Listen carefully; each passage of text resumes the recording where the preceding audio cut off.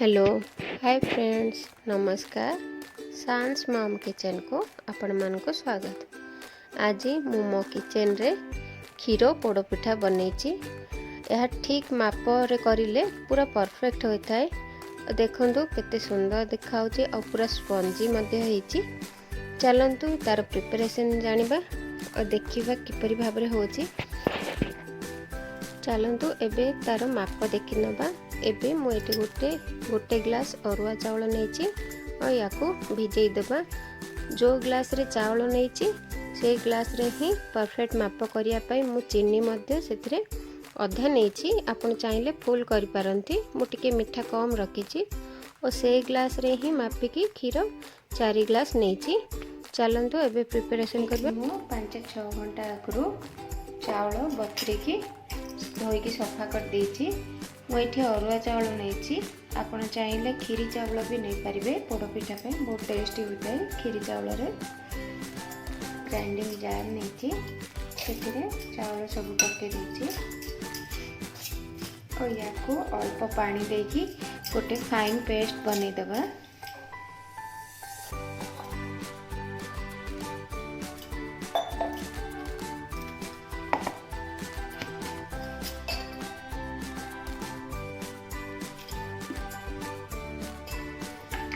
देखो मैं पूरा पूरा चिकन करके बाटी देची। चलंतु एबे रोसई रो प्रोसेस स्टार्ट करबा। वर्तमान मैं गोटे कड़ाई नहीं और से घी अल्प पके देची माने 1-2 चम्मच हम। एबे मुझे अल्प काजू पके भाजिकी बाहर करदेवी। काजू और किसी नड़िया पाती नड़िया को एक भाव पतला पतला करके काटी देती।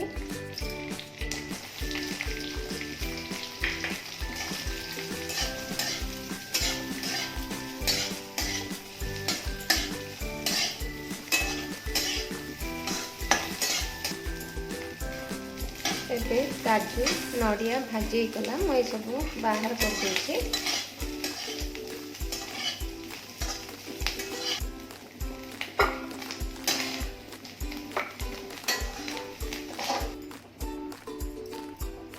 एबे मुझे करी रे ही क्षीर पकेदेवी। मो जो ग्लास रे मापिकी चावल नहीं थी तार ठीक 4 गुण क्षीर मुझे पकेबी।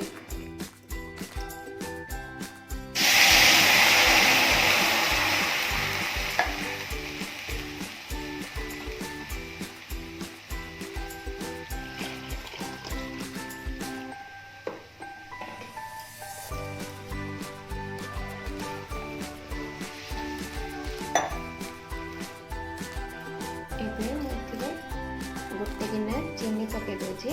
मीठा आपण अनुसार नहीं पारती। जो ग्लास रे मापी थिले तार अधा चीनी नहीं पारती। मु एठी गोटे गिना नड़िया कुरा मध्ये पकेची।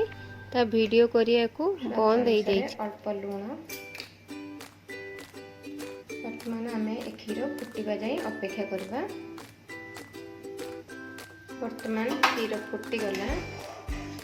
एबे मुझे चावल बटा को धीरे धीरे करके घांटी घांटी पूरा जंतुणी करबा। हमें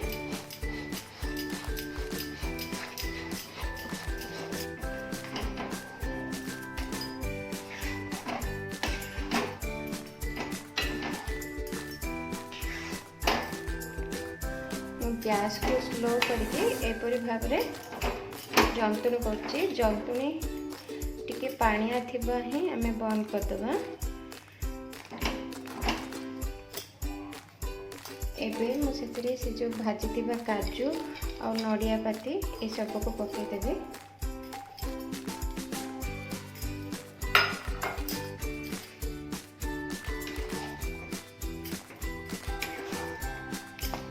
ए पिठारे नड़िया पूर और नड़िया बहुत भल लगी था और या घी बनातु। देखिए तार बास्ना भी बहुत बढ़िया थी और टेस्ट भी लगे। मुझे जंतुनी को बेसी टाइम घांटी बिनी पूरा 5 मिनट रे पूरा परफेक्ट हो जाए। मुझे भाव में 5 मिनट पर्यंत पूरा घांटी।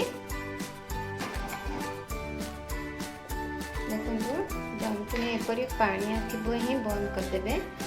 जदि बेसी टाइट करेंगे ताहले पोड़पिठा टिके आंट हो पारे। मु एपरी भाव सॉफ्ट रखिकी एबे गैस ऑफ कर दूची। मुझे गोटे फ्राए पैन नहीं और से घी पके देची 4 ରୁ 5 चम्मच पकेबी। मुझे गरम गरम से जंतुणी सब पकई दूची।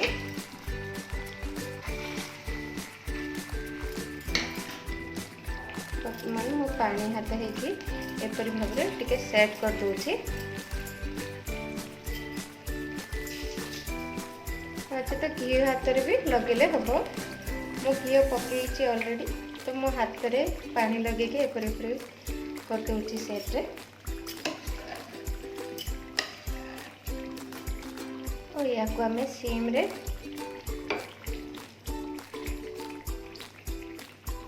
10 ରୁ 20 मिनट पर्यंत रखिबा और मझे चेक करबा। देखो मुझे भल भाव पूरा सेट कर देची, चिकन कर देची ऊपर और गैस पूरा स्लो रखी। या को एबे मु कवर करके सीम रे 10 ରୁ 20 मिनट रखिबी।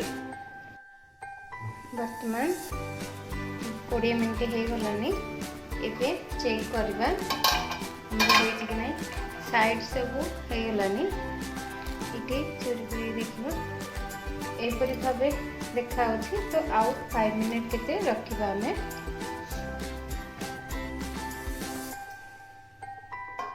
वर्तमान देखो 5 मिनट हो गला।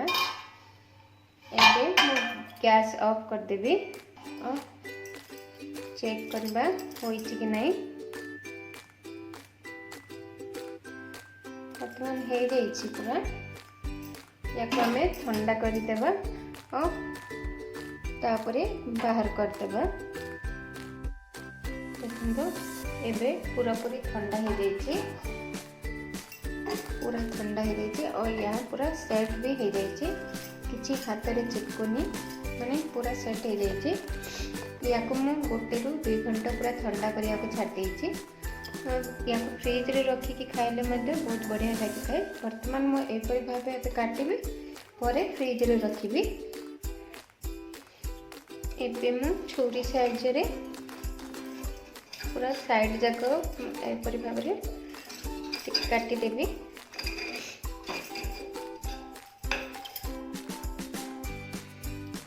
मु गोटे प्लेट धरिकी या को प्लेट ऊपर को उल्टे देबी।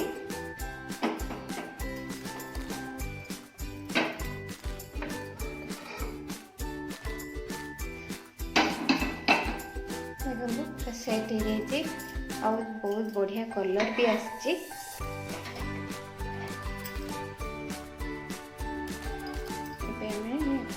भल भाव काटिदेवा। बहुत बढ़िया स्पंजी होइछि। मुझेपरी भाव कहूँ सेपरी बनातु देखिए बहुत बढ़िया हे। और ठीक मेजरमेंट करले ठीक से भी हम। या को ठंडा हला परे ही काटिबे। गरम थिला बरे काटिले भांगी जाई पारे पिठा। देखो बहुत बढ़िया है। बहुत बढ़िया है, पूरा स्पंजी है। ठीक मेजरमेंट करे तो देखिए बहुत बढ़िया टेस्टी भी है और भल भी लगुच। एपरी भाव बनातु क्षीर पोड़ पिठा। भल लगे लाइक करंतु, शेयर करंतु और कमेंट दिंतु। रहिली नमस्कार।